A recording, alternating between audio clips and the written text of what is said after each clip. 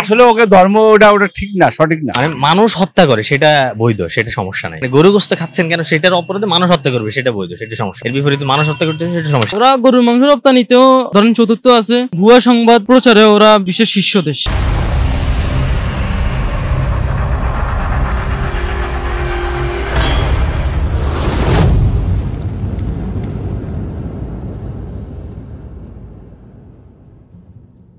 আসলে ওকে ধর্ম ওটা ঠিক না, সঠিক না, সঠিক না। ওকে ধর্মটা বানানো ধর্ম, ওরা পুজো করে, গরুর পুজো করে, মূর্তি বানাই আবার ওকেই পুজো করে। ইসলামে তো একবারে না আছে, ওরা কাফের, ডাইরেক্ট এগুলো মুনাফিক।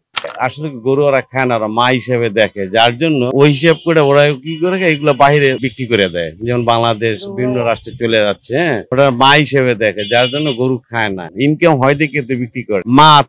মাকে যদি বিক্রি করা হয় বা গরুর মাংস কাইটে খায়, এটা ওদের ব্যাপার থেকে বুঝবে, কারণ আমরা তো এগুলো বুঝবো না। ওদের তো ইনকাম সোর্সের জন্য এগুলো করতে, যার জন্য ধর্ম বর্ম ওইগুলো তো মানে না। ওরা মা হিসেবে দেখে, মা হিসেবে পালন করে, যেটা গরুর মাংস এগুলো বিক্রি করে, সেখান থেকে আবার কাইটে আবার জবাই করে খায়, মুসলমানরা বিভিন্ন লোকজন খায়। তাহলে তো মার সমতুল্যকর হয়েছে ব্যাপারটা, মায়ের সাথে মাকে জবাই করা হয়েছে। আমরা সাধারণত মুসলমান, তো এগুলো আমরা সম্ভব না আমাদের দ্বারা। ওদের যে হিন্দু ধর্মটা বিকৃতি করা হয়েছে, যেটা আমি তৈরি করলাম সেটারই আমি আবার পূজা করলাম। একজন ইঞ্জিনিয়ার, আমি একজন ব্যারিস্টার, রাষ্ট্রপ্রধান, কিন্তু আমি ওটা মাটিতে বানাইলাম আমার হাত দিয়া। বানার পরে ওইটারে আমি কি করি, সেবা করি, পূজা করি এবং এই যে মা তনত করি। তার এটা বুঝাইলো কি, তা শিক্ষিত কেডা, এর মূর্খ কেডা হইলো?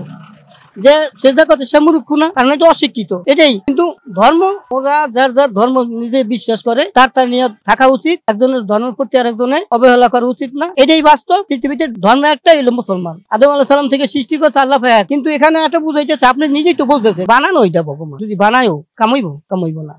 আমার ধর্ম আমি পালন করবো, হিন্দুদের ধর্ম হিন্দুরা পালন করবে। সারা পৃথিবীতে ওরা গরুর মাংস রপ্তানি করে, এবং এখন নাকি বাংলাদেশও আসে, এই কথা আমরা শুনছি।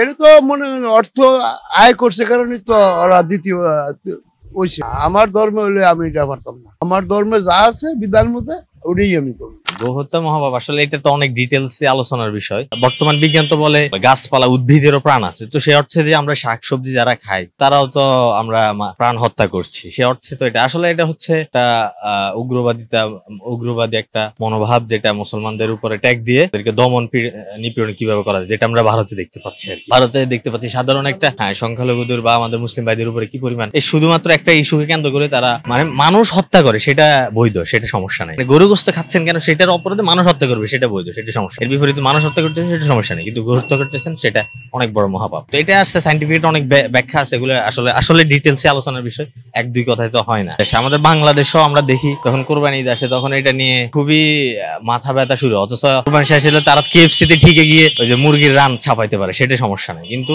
মুসলমানদের ধর্মীয় একটা অনুষ্ঠান কোরবানিতে তাদের অনেক সমস্যা, এটা আসলে সমস্যা না, প্রাণীর প্রতি মায়া মমতা না, বরং তারা এটা ধর্ম বিদ্বেষের জায়গা থেকে করে। ধন্যবাদ। ওরা এটাকে মা মনে করে, আবার ওটাকে বিক্রি করে। আসলে ধরেন আমার ধর্ম যদি এটা হতো তাহলে তো মাকে সবাই করে দেওয়া যেত না, এবং মার মাংস অন্য কাছে বিয়ে করা যেত না। এখন ওরা করতেছে, ওইটা ওদের ভুল, ওরা বুঝবে। যেমন আমার জানা মতো এমনও কিছু মানুষ দেখছে যে হিন্দু, ওরাও গরু মাংস খায়। গতকালকে শুনছি একজনে বলছিল যে পরিবারের চাপে হিন্দু ঘরের ভিতরে আছে, সে তার ধর্মকে মানে না। বাংলাদেশে যারা হিন্দু আছে ওরা বলে যে ধরুন এই জাতীয় কোনো সমস্যা হয় নাই বা ওরা ফেস করতে হয় না। ওরা গরুর মাংস রপ্তানিতেও ধরেন চতুর্থ আছে, ভুয়া সংবাদ প্রচারে ওরা বিশ্বের শীর্ষ দেশ। এর আগে শুনছি যে ভারতে গরুর মাংস বহন করে নিয়ে যাচ্ছে, এই সন্দেহে একজন জীবিত মানুষকে সাপের মতো পিটিয়ে মেরে ফেলছে। এটা আমাদের জন্য খুবই বেদনাদায়ক, মর্মাহত। আমরা বাংলাদেশে কিন্তু হিন্দু মুসলিম বৌদ্ধ খ্রিস্টান সবাই খুব মিলেমিশে চলি।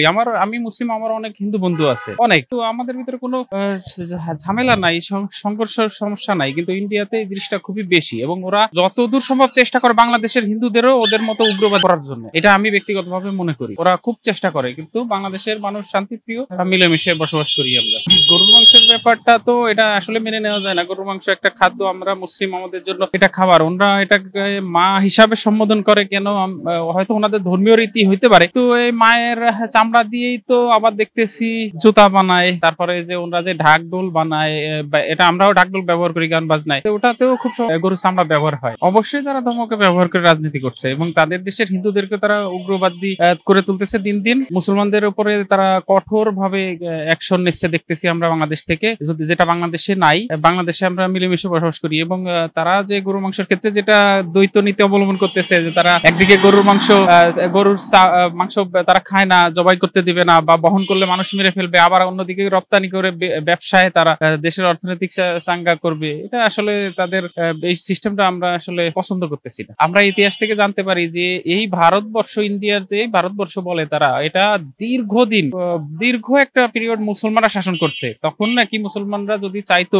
ওই সম্রাটরা, তারা রাজা বাদশাহ ছিল, তারা চাইলে নাকি ইন্ডিয়া কোনো হিন্দু থাকতো না অতদিনে, কিন্তু তারা কখনোই চায় না এই বিষয়টা। কিন্তু যখন মুসলিম সাম্রাজ্যের পতন হয়ে হিন্দুদের হাতে ক্ষমতা গেল, তারা তো দেখতেই পাচ্ছেন যে ইন্ডিয়া এখন কোন পজিশনে নিয়ে আসছে।